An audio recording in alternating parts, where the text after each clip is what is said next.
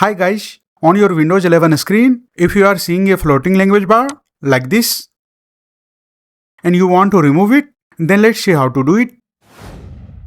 To remove the floating language bar from the desktop, first of all, right click on the Start menu and then go to Settings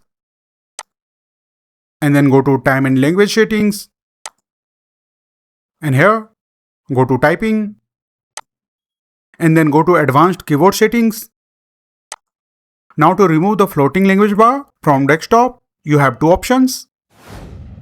If you want to hide this floating language bar from desktop and display it on the taskbar, then simply uncheck the box, use the desktop language bar when it is available.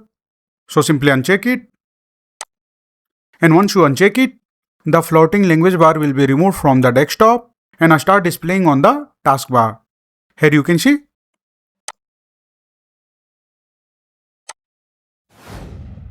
And in case, if you want to hide the both floating language bar from the desktop and the language bar on the taskbar, then for that, first of all, check the box, use the desktop language bar when it is available,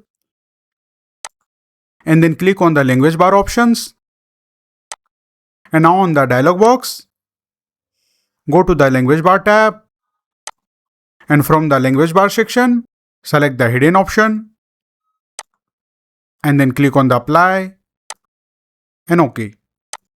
And now the language bar on the desktop and taskbar both will be hidden completely. You can see. So that's it guys. This is how you can easily remove floating language bar from desktop in Windows 11. If you like this video, please subscribe the channel.